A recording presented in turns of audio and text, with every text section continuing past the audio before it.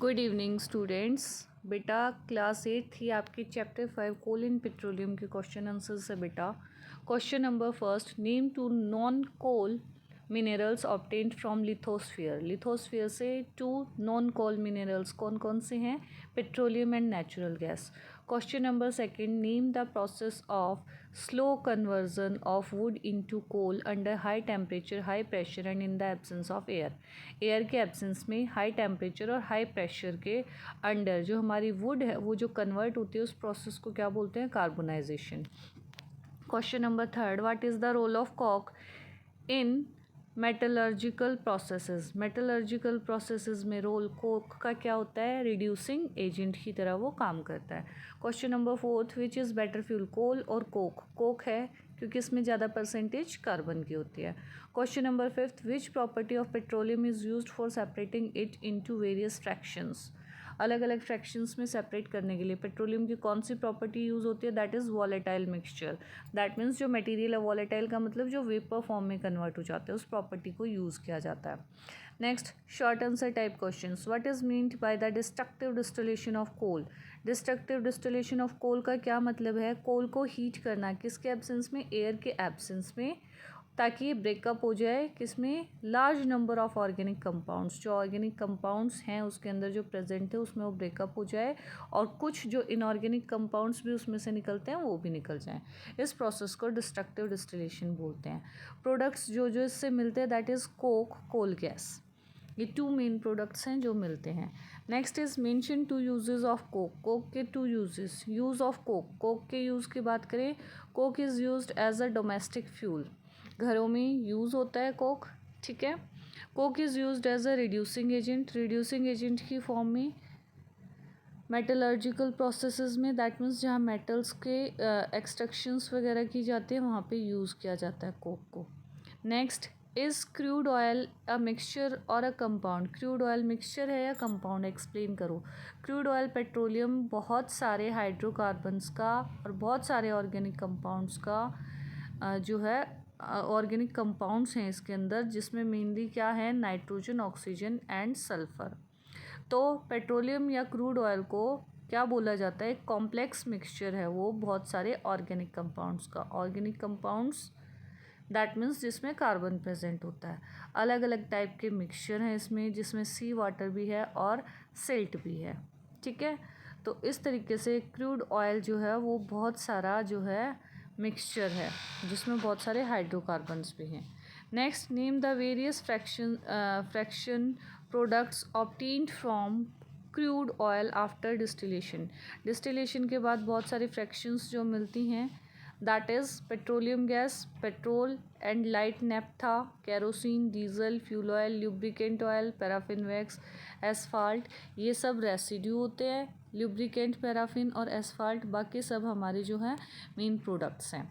Next, give a 5 suggestions to save petroleum for future generation. आगे की generation के लिए सेव करने के लिए क्या क्या सजेशंस होंगे? एक तो कांस्टेंट स्पीड से चलाना चाहिए। Constant means fix speed, moderate that means ना ज़्यादा फास्ट ना ज़्यादा स्लो। एक्सेलरेटर को ज़्यादा यूज़ नहीं करना चाहिए। इंजन को स्विच ऑफ करना चाहिए ट्रैफिक सिग्नल के टाइम पे। Correct tyre pressure, that means जो एयर का प्रेशर है टायर में वो सही होना चाहिए। अपनी व्हीकल को रेगुलर इंटरवल पे हमें उसकी सर्विस करानी चाहिए ताकि कोई प्रॉब्लम क्रिएट ना हो। Next, long answer type questions. Define exhaustible and inexhaustible natural resources and give 2 examples of each. Exhaustible का मतलब जो एग्जॉस्ट हो जाते हैं, ख़त्म हो जाते हैं, लिमिटेड क्वांटिटी में प्रेजेंट है, ज़्यादा यूज़ करेंगे तो ख़त्म हो जाएंगे, petroleum and coal. Inexhaustible that means जो अनलिमिटेड क्वांटिटी में है, जिसको हम यूज़ करेंगे हमारी एक्टिविटीज़ से जो ख़त्म नहीं होंगे, जैसे विंड है, सनलाइट है। How is wood converted into coal inside the earth. Earth के अंदर वुड कैसे कन्वर्ट होती है कोल में? हाई टेम्परेचर और हाई प्रेशर, साथ साथ absence of air, that means temperature भी ज़्यादा है, प्रेशर भी ज़्यादा है, एयर भी प्रेजेंट नहीं है। क्या होता है? धीरे धीरे वुड कोल में कन्वर्ट हो जाती है और उसमें स्टेप्स जो है वो दिखा रखे हैं कैसे कैसे कार्बन कंटेंट बढ़ता जाता है।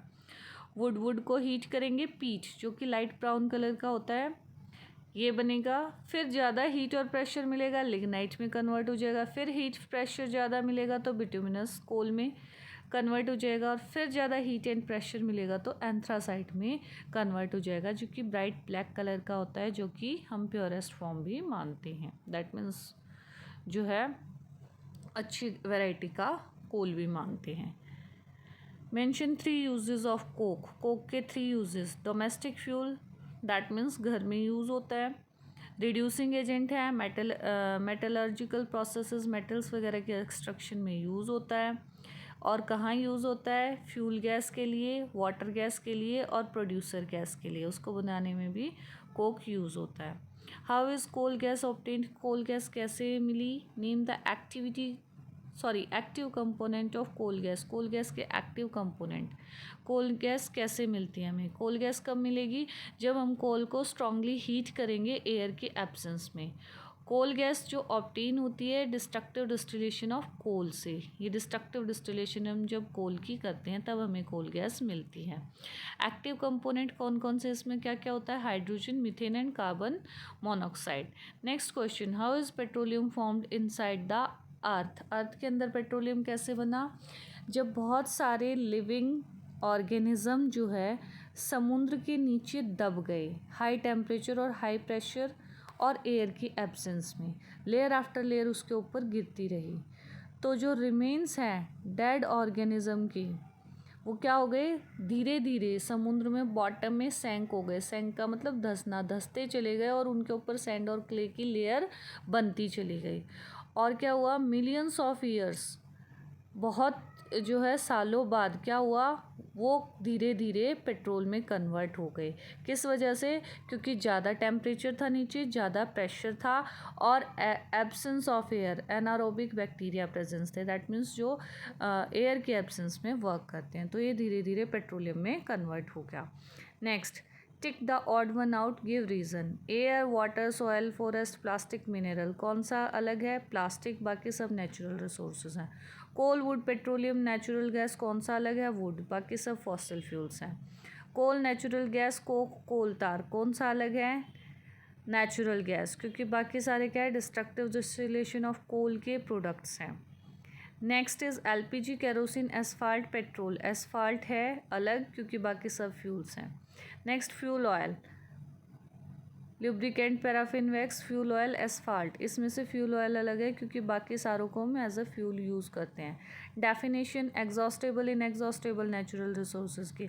एग्जॉस्टेबल जो ख़त्म हो जाते हैं, लिमिटेड अमाउंट में है, जैसे कोल एंड पेट्रोलियम।